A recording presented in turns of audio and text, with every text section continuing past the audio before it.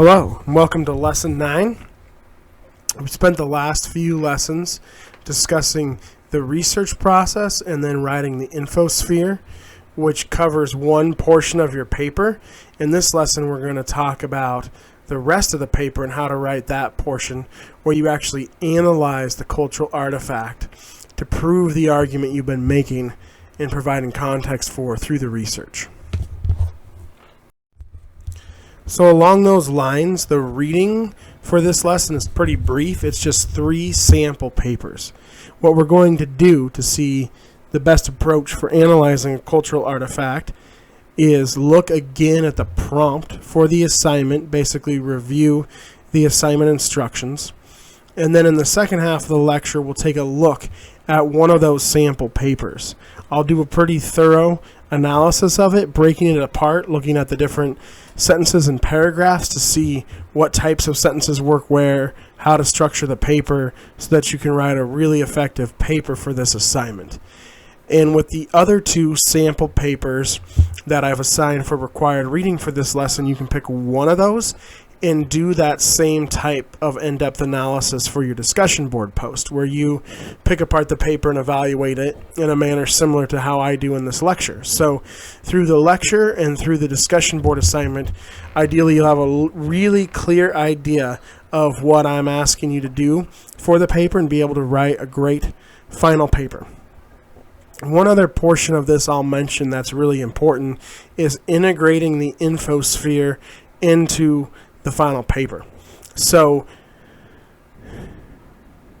you can actually use your infosphere discussion board post in the paper. In the past, I've said you could use discussion boards as kind of a starting point with a lot of revision.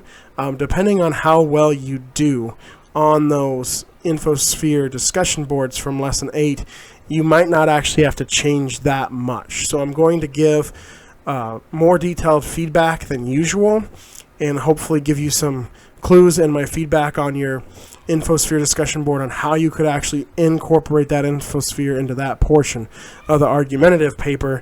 And if you have any questions on that, please reach out to me via email. But in this lecture, you'll see how one student did that in a past class of mine pretty effectively. All right, so I've got the James Bond image here because that's what the student wrote her paper on. You'll see how that resonates when we get to the actual paper. But first, let's take a look at the assignment prompt and review what I'm asking you to do. Now, we looked at this in lesson 6, so this will be a very quick, more so just review rather than explanation of what I'm asking you to do on the assignment. But one new element here is we're going to look at the criteria for success, which is the term I use to describe the rubric.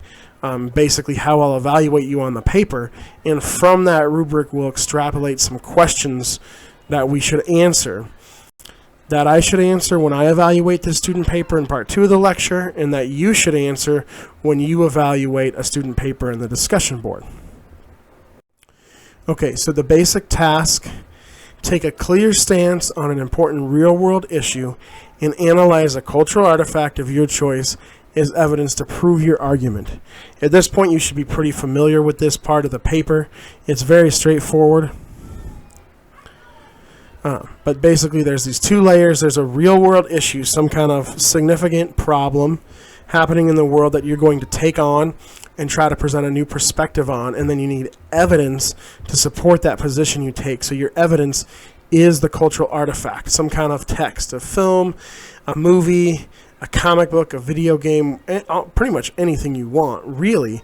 But you analyze that, pick it apart, and show how it illustrates your perspective on this real-world issue. The purpose is the reason or the rationale for doing the assignment. So what I included there is that you gain rhetorical knowledge and skills, such as developing rhetorical strategies. In the early lessons, real early in the quarter, we talked about rhetoric being a means of communication and persuasion, and we spent a little bit of time analyzing the rhetorical strategies of others, how writers use credibility, emotion, logical reasoning, timing, other strategies to persuade people to communicate ideas. In this part of the quarter, you get to do that yourself now by presenting your argument and your evidence by analyzing a text of your choice to support it. So you can really develop your own rhetorical strategies here. One of them would obviously be argument. So argumentation is really, to put it in a very straightforward way, the way I like to explain it is persuading someone to think differently, and you use evidence to convince them of that. So again, the artifact is the evidence you analyze to prove your point. So one way to think of it would be, you're looking at this real world issue, something you care about, something you're passionate about. How do you want to create change there? Persuade people to think differently about that topic. That can be your thesis. But what could you use to back that up? Traditionally, in classes like this, people use statistics, surveys, scientific research, and those are all well and good. But I think to really engage readers in the 21st century, bringing in pop culture is a very effective, and for me personally, maybe for you as well, more enjoyable way to do that. And if you learn to persuade people here, if you really write a paper that has a very effective thesis and support for that thesis, then that set of skills, those rhetorical strategies, will carry with you to other classes, to the profession, interviewing for jobs, doing a lot of the work once you're in your dream job or your profession will involve persuading people, communicating well with them, conveying your ideas, and that's what you're learning here by doing this paper. Finally, the last piece of the purpose here is the very important skill of research. So you're going to have to learn how to do research, how to synthesize that research, connect the pieces, and then give your perspective on that topic, enter into that research conversation, which again is a skill very helpful beyond this class. Anytime you're learning about a new topic, for anything, whether it's for school, for work, for personal reasons, you have to do this kind of work. And so argumentation, analysis of evidence, synthesis of research, these are the primary skills you gain by doing this paper that'll help you other places. That's why we're writing it. Few other really important things, but these are just very quick. You can choose pretty much any text you want. If you have concerns about what text you want to choose, just email me. You need to have an audience in mind. This is true when you write anything, but when you're writing for a class, it's easy to think of just the class and the instructor, me and your fellow students, as the audience. But that will only help you so far. It'll only help you go so far with your writing. Imagine a much wider audience. Imagine you're writing to people not in our class who may be neutral, undecided, or even opposed to your opinion on this topic. That's who you have to persuade. You will write much more effectively if you envision that audience. And also think of an audience who's fairly familiar with your text. They might not agree with your opinion on the issue, but they're fairly familiar with your text, because if you spend too much time summarizing the text, especially if you're doing a movie or something which has a fairly complex narrative, then you won't have much time or space for analysis, and summary does not prove arguments. Analysis proves arguments.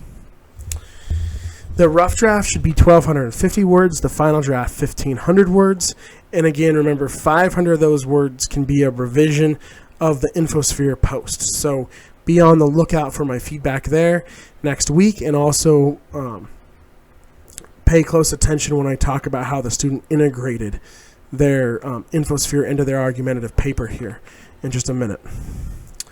Include at least 2 visuals. This is new to our class, although I require it in a lot of my other classes, since you're dealing with some kind of pop culture text. And one of the goals of this class is to learn effective communication in multiple media, not just the written medium. Incorporate a couple of visuals and analyze them. Again, we'll talk about how the student does that in the sample paper. So don't just use quotes and other things, but actually use images from your text to prove your argument. If you're writing on a text that has no visual component, like a novel or something, that's fine. Just email me and we'll work out the visual part. 6 secondary sources. We really talked about this at length in the last few lectures, and we'll talk about it again when we talk about the Infosphere portion of the student sample paper, but mainly to remember 3 of them are scholarly, 3 of them are popular. You need to synthesize all of them. And then use the criteria for success or the rubric as a checklist of everything you need to do for the paper.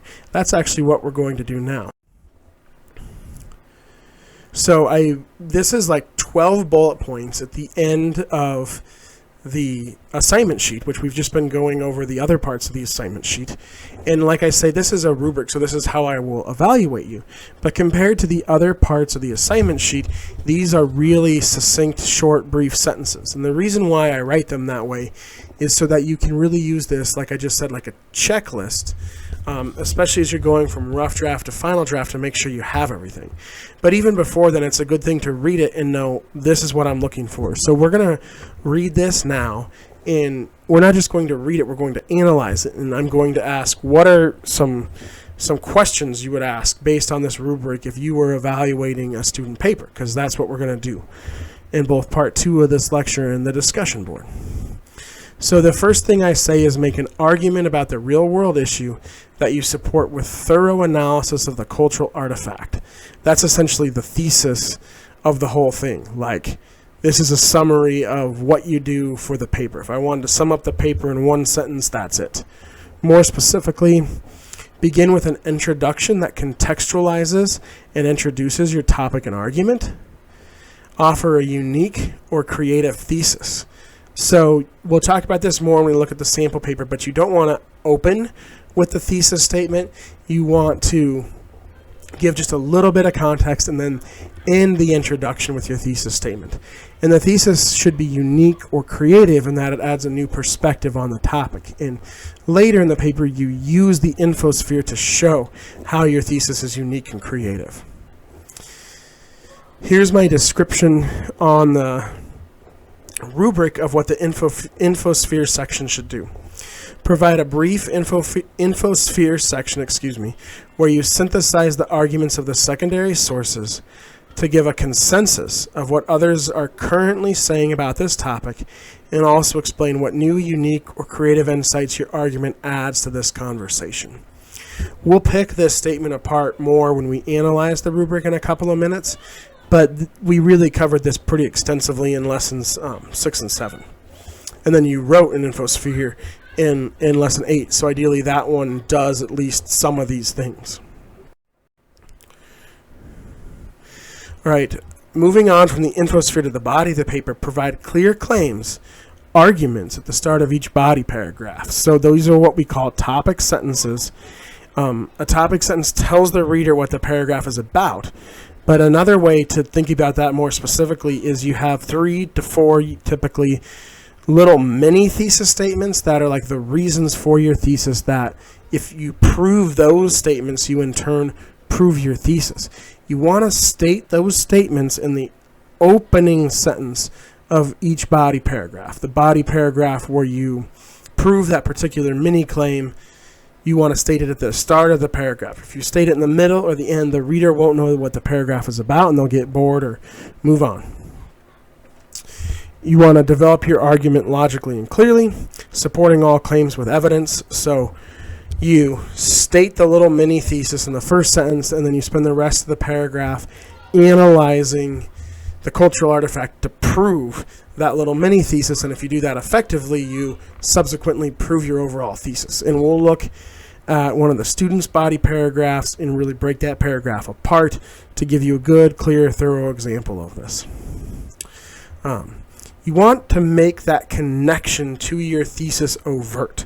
You don't want it to be just implied. So when you state the topic of the paragraph, the argument of the paragraph in its opening sentence, and then in its concluding sentence kind of restate that and wrap up the paragraph, you want to somehow allude to or connect to your thesis in those sentences so that the reader sees clearly how this mini claim proves your thesis, so that when you prove the mini claim in your paragraph, you're proving your thesis at the same time. Avoid summary, especially if you're writing on a movie or show or novel or something like that with a long narrative. Just tell us what we need to know to understand your argument. Do not summarize the entire plot. If you want to give a brief plot summary, like 4 or 5 sentences, a very short paragraph, you could do that early on in your paper before you get into the bulk of the analysis, and that'd be great. But don't spend more time or space than that on the summary.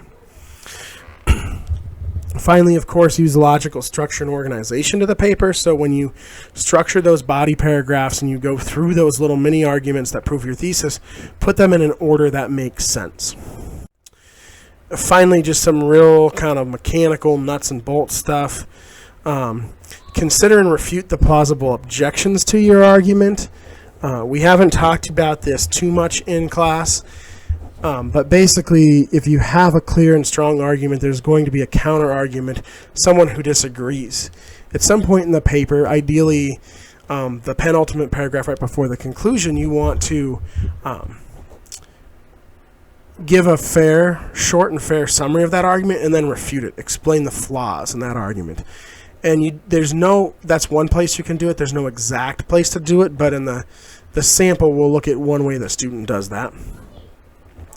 Of course, use effective grammar, spelling, etc.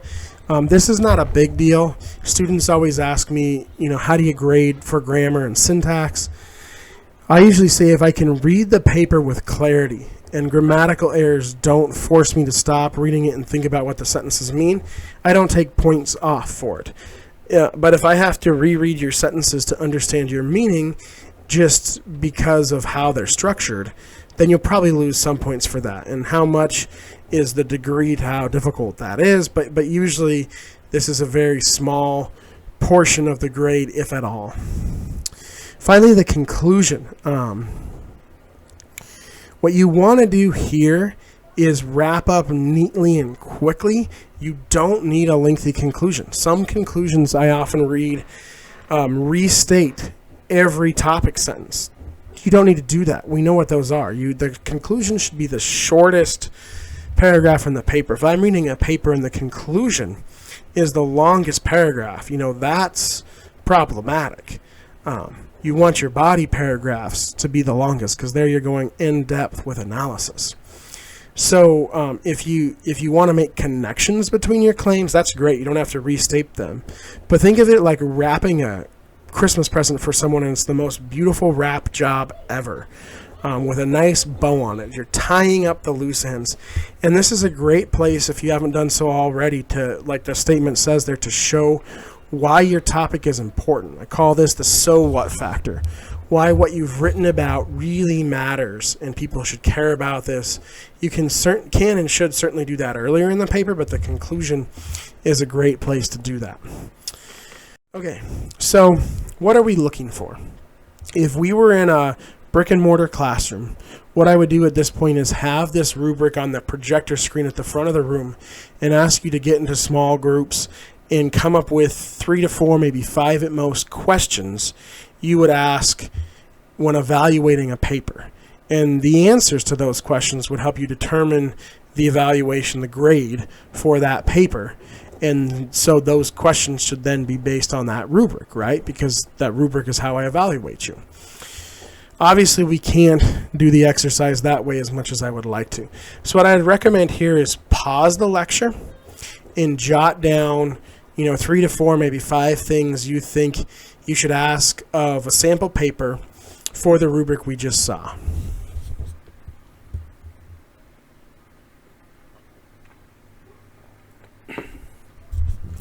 Okay, let's see how your answers line up with what I put.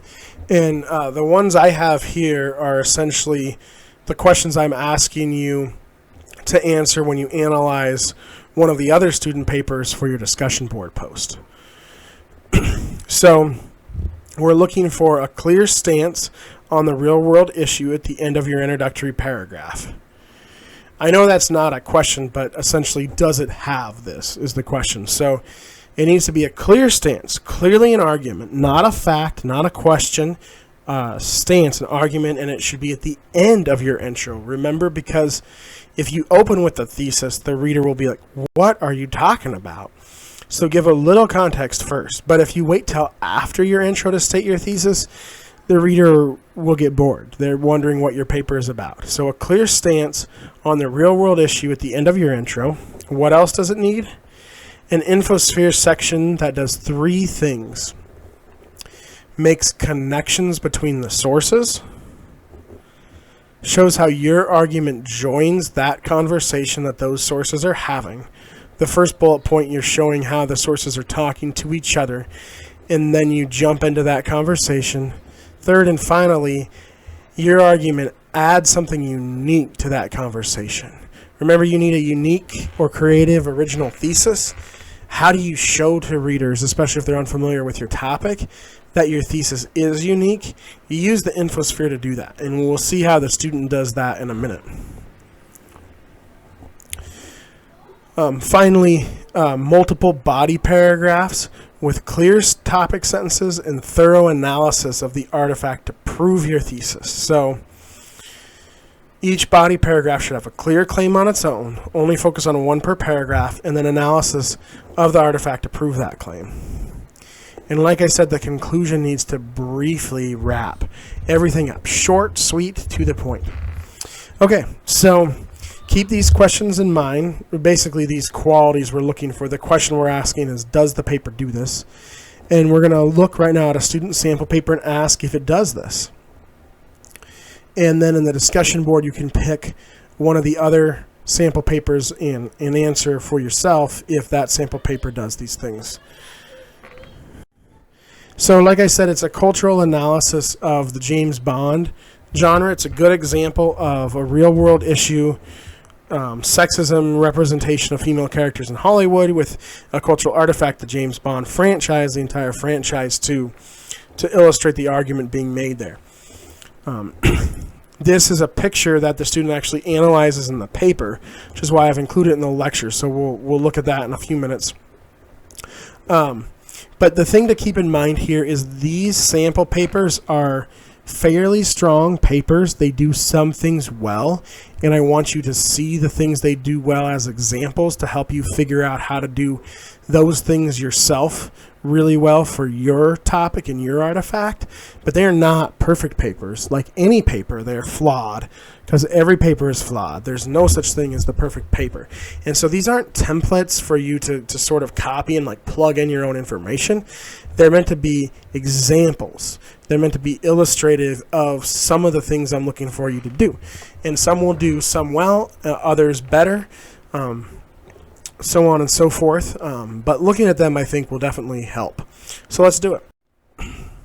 So the introductory paragraph. And I've been saying you don't want to open with your thesis because the reader will be confused.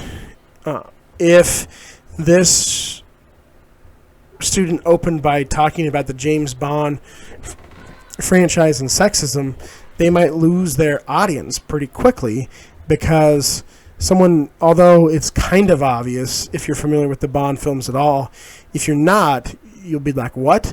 But probably everyone knows who James Bond is. So we open with this statement.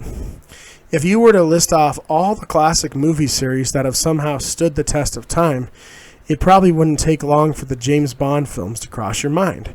After all, over the last 6 decades, the well-known spy character has been the star of dozens of action-packed movies, which continue to be pumped out of Hollywood at a fairly steady pace, even today.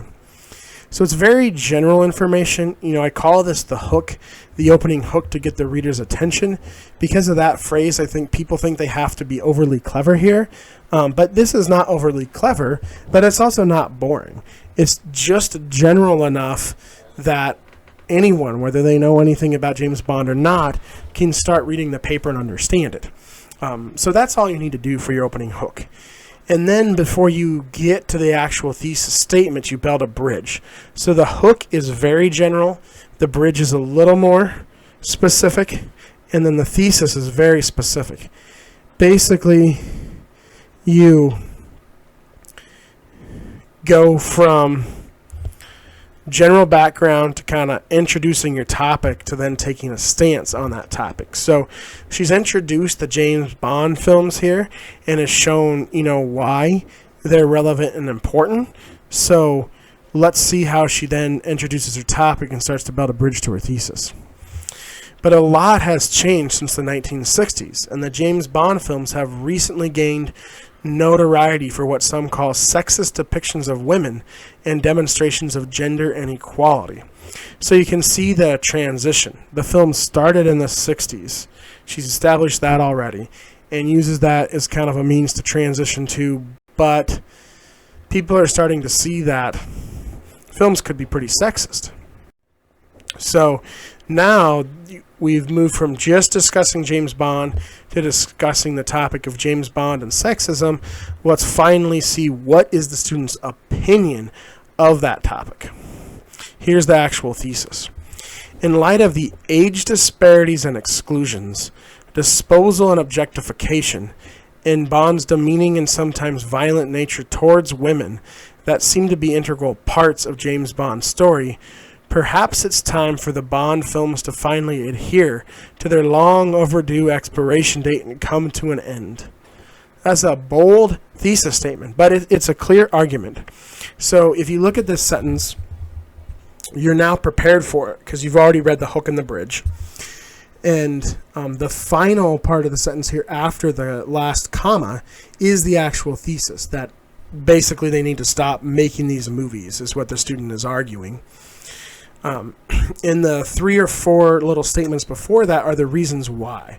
So you could restate this sentence and say the second part first and then say because, but the student just structured it a little differently and started by saying, in light of these things, list them, comma, the Bond franchise needs to end. So it's a clear argument with a clear because reason.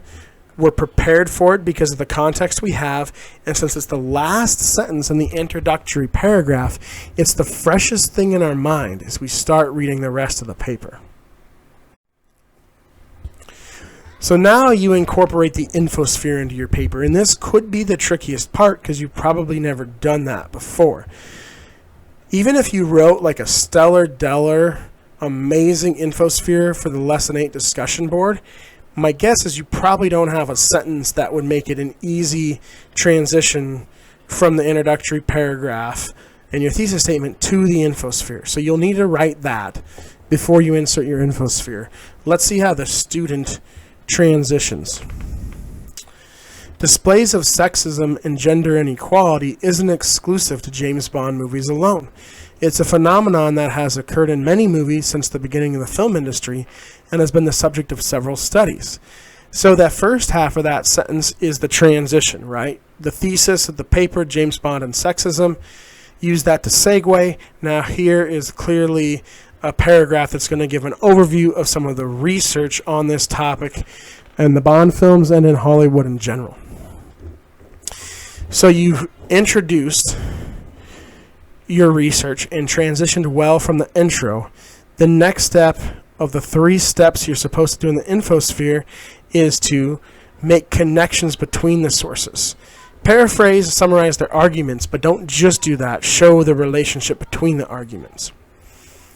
So, making connections, how does the student do this? In between, like after paraphrasing one source, before she paraphrases the next source, she says, the title of the article, "The Aging Woman in Popular Films," affirms this statement. So the aging woman is the second source she discusses, and she's saying that source affirms the statement she just paraphrased about the first source. So that's a clear synthesis word, a clear connection phrase, affirms this statement. Then going from the second source to the third one, she says, these ideas, the ideas of the aging woman in popular film, are echoed in the third source. So as you're paraphrasing the arguments of the sources, make connections between them. Don't just discuss them on their own one by one. Show how they're related. Show how they're talking to each other. Remember, it's a conversation. Once you've outlined that conversation, you need to join it. And as you join it, you need to add a new, unique, interesting perspective. So here's a statement where the student joins the conversation. These ideas, the ones she's just been discussing, promote the sexist notion that women are without a purpose outside of their domestic affairs and don't possess the capacity for ambition to match that of the men around them. So it's kind of like summing up everything she just paraphrased in the infosphere. This is a great example of how you don't want to just end with a paraphrase of the last source you mention. Even if that paraphrase contains a good connection to the previous sources, you want to sum up, one or two sentences that kind of say, as a whole, what are the sources saying? I know they all have nuanced and specific arguments, but there's some common ground they all share. Sum that up. And then, like, her thesis clearly fits in this, since she's been arguing that James Bond movies are sexist. But how does it add something new? Why is she not just repeating what the sources say? Unfortunately, all of these harmfully inaccurate notions are present in many instances in the Bond films.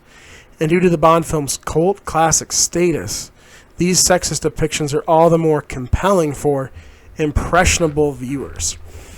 So, basically, to sum up, all of the articles the student has referenced in the infosphere have pointed out how Bond films and other films like them are very sexist.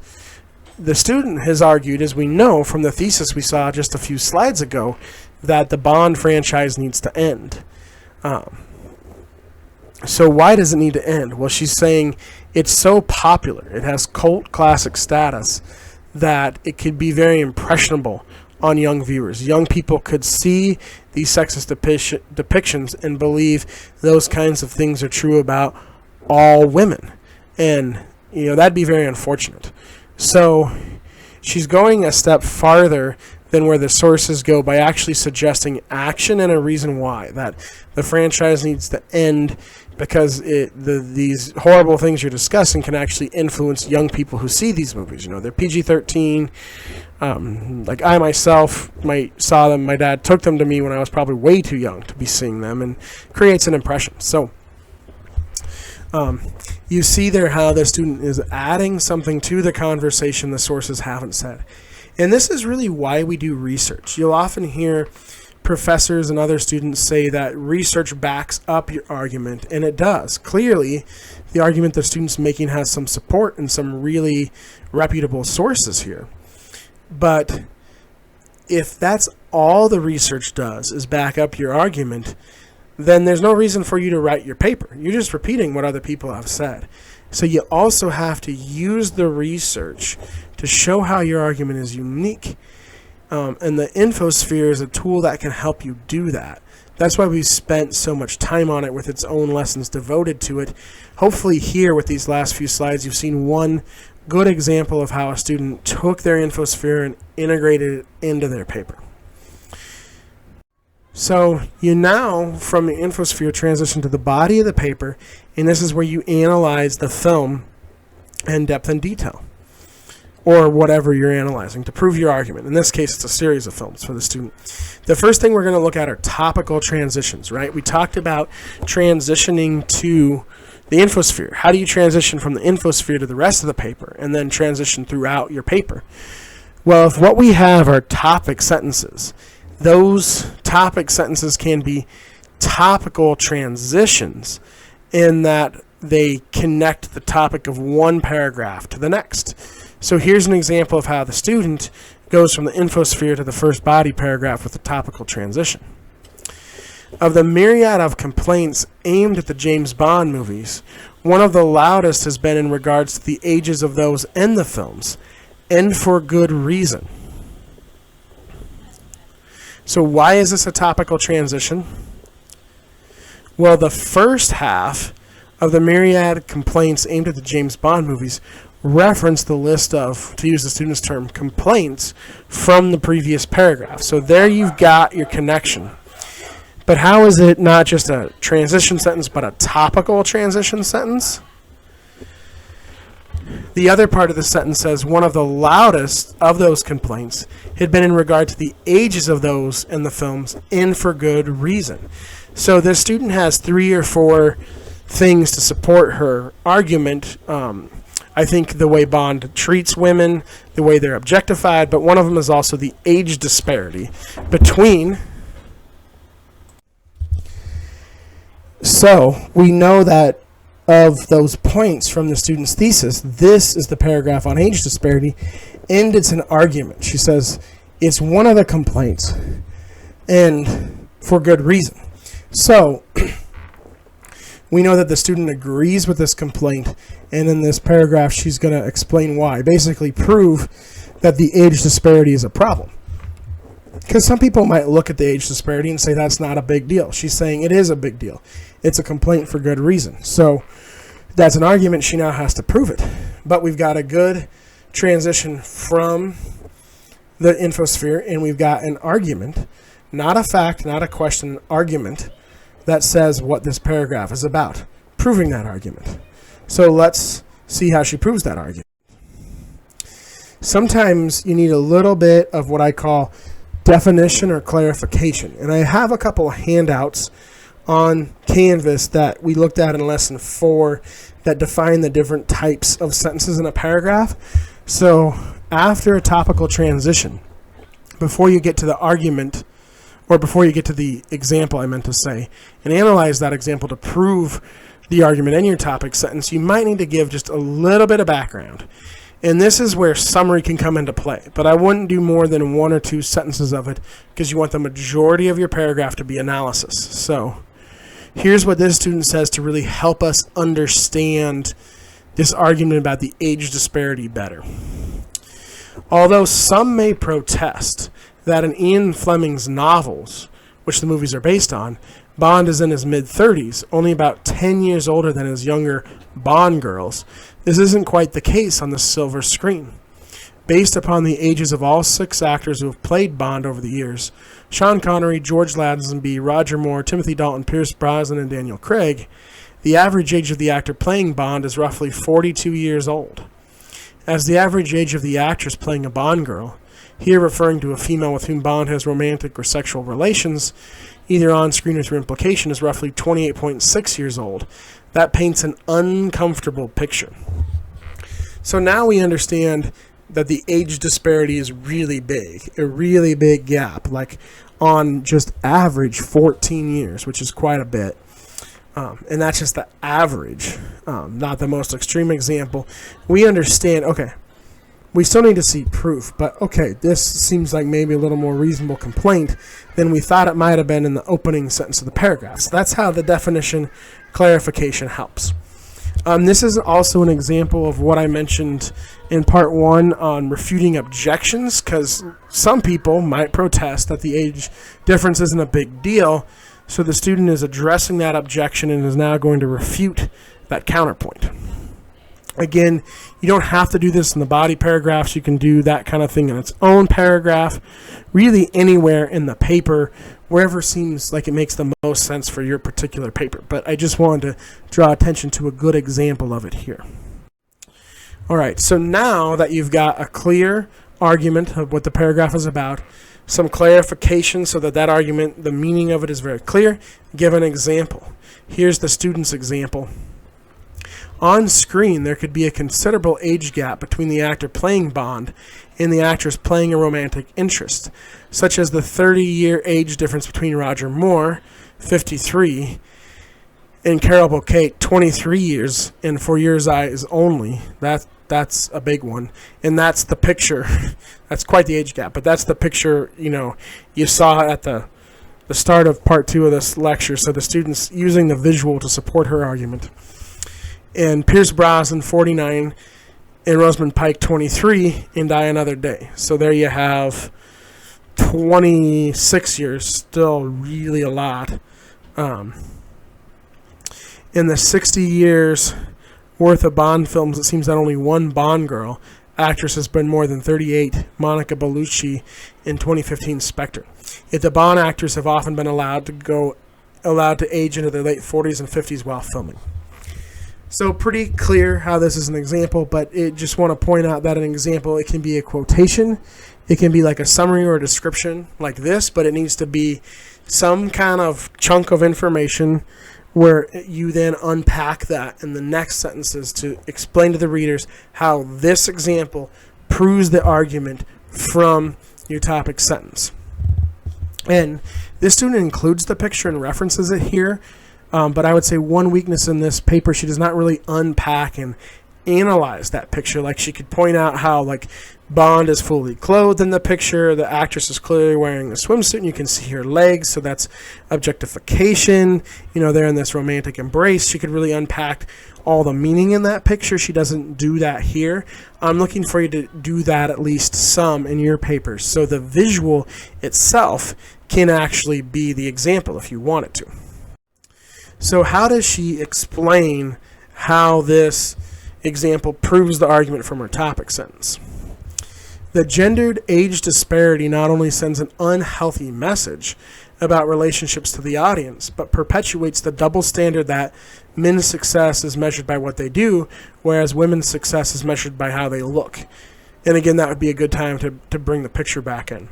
By this standard, it's perfectly acceptable for a middle-aged man to be involved with a girl barely of drinking age, as long as he's a daring, formidable spy and she's a beautiful damsel and/or devious seductress, because they are both successful in their own categories. So she connects the age disparity to how audiences tend to value men and women in more kind of stereotypical and problematic gender roles. And if a woman's success is measured by how she looks, that's obviously problematic, but that would explain why the women always have to be young, but the Bond actors can keep getting older and older before they eventually replace them with a younger actor. Some of them, like Roger Moore and Daniel Craig, have played these parts for decades and have gotten pretty old in their last Bond film compared to their first one, but they keep bringing in younger actresses. So now you've got the explanation. The reader here sees how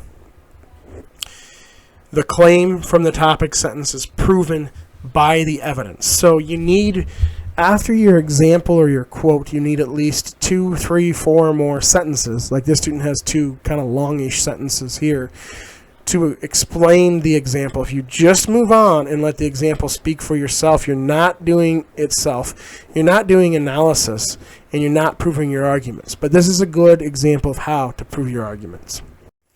Finally, you don't want to just end with that last linking sentence. The term linking because they link the evidence to the topic sentence. You want to conclude. Think of body paragraphs as little mini papers. The topic sentence is like the thesis. The analysis of evidence is like the body. And then you need a concluding sentence. And if you haven't done so already, this is a great place to clearly, overtly, explicitly establish that connection to your thesis. Let's see the student do it here. However, to maintain these practices and ideas contrasts starkly with the new age of gender equality and representation that's currently being pioneered in the film industry, indicating that if the Bond film franchise continues in this vein, it may have to bow out to make room for progress. So how does this both wrap up the paragraph and put it in a nice bow so we're ready to move on to the next one and connect to the thesis? It connects ideas or wraps everything up when she says, however, to maintain these practices and ideas contrast starkly with the new age of gender equality and representation that's currently being pioneered in the film industry. So she's saying these practices and ideas. So that phrase, these practices and ideas, encapsulates all the different things she's mentioned throughout the paragraph. She's basically bringing all those things under one umbrella. And that umbrella is how those things basically contrast the greater gender equality we now see in the film industry that wasn't present in the 1960s when the first Bond films came out, even though Bond films, because this student wrote this paper before the newest Bond film, earlier, or at the end of 2020, it's a little bit older than that. Up to that point, Bond films were still kind of doing what they'd always done. With one exception, I think Casino Royale does a good job of critiquing the stereotypes of earlier Bond films. But anyway, by bringing everything she's mentioned in the paragraph under that one umbrella, we have a nice conclusion to the paragraph wrapped up in a neat bow for readers, but also indicating that if the Bond film franchise continues in this vein, it may have to bow out to make room for progress. So remember, her thesis was that the Bond franchise should end. I'm not saying I agree with that thesis, but it's a good example of an argument. So Here we have basically the thesis echoed, but specifically in connection to the ideas from this specific paragraph. So wrap up the paragraph and connect to your thesis. If possible, connect to your thesis in the topic sentence, the concluding sentence, maybe even throughout the paragraph, whenever you can, without being repetitive. But here's a good example of the student doing it. So that's what a body paragraph should look like. Topic sentence with an argument and a transition from the previous paragraph. Any brief context that's necessary. An example. Most importantly, thorough analysis of that example to prove the argument, and then a conclusion that wraps up the paragraph and connects to your thesis.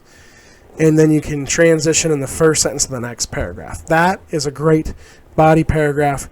What should the conclusion of the paper look like? I said short and sweet. Let's take a look here and see if this one is short and sweet. Briefly wrapping everything up.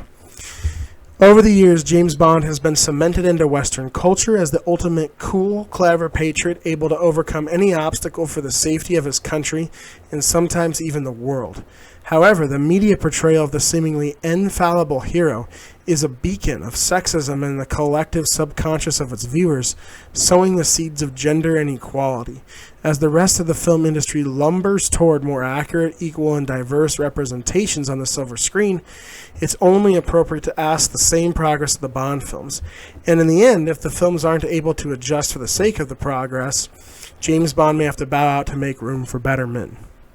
So, it's very short. I think it's only 3 or 4 sentences, definitely shorter than the body paragraph we just looked at. It restates the thesis without being repetitive. Most importantly, it says why this thesis matters. It's got the so what factor that these portrayals can have really negative effects on young viewers. So they need to either kind of change that or get out. So really does everything it needs to do. Restates the thesis, says why it's important, wraps everything up in a nice bow, but does it briefly. You notice she doesn't mention, age disparity, objectification, violent treatment of women, because she's already proven all those things. And restating them here wouldn't necessarily help. But rather she's got some more general statements that wrap everything up. So hopefully it's a good example of a short and sweet conclusion, and moreover, I hope this lecture has been a good example of how to do the things you need to do to write a successful paper for this final assignment. Please do a similar type of analysis of one of the sample papers for your discussion board so you get an in-depth look at least 2 examples, but read all 3. And as always, let me know if you have any questions about your paper. I'd be more than happy to look at your rough draft and give you some feedback in between the rough draft and final draft. Just send me an email and let me know if you want me to do that. And of course, this discussion board is due on Friday rather than Sunday because your rough draft is due Sunday. You'll get peer review partners assigned to you by Canvas Monday afternoon, and then you'll have till Friday to do the peer reviews until the next Sunday to turn in your final draft. And I look forward to reading that. I hope you have a great day and take care.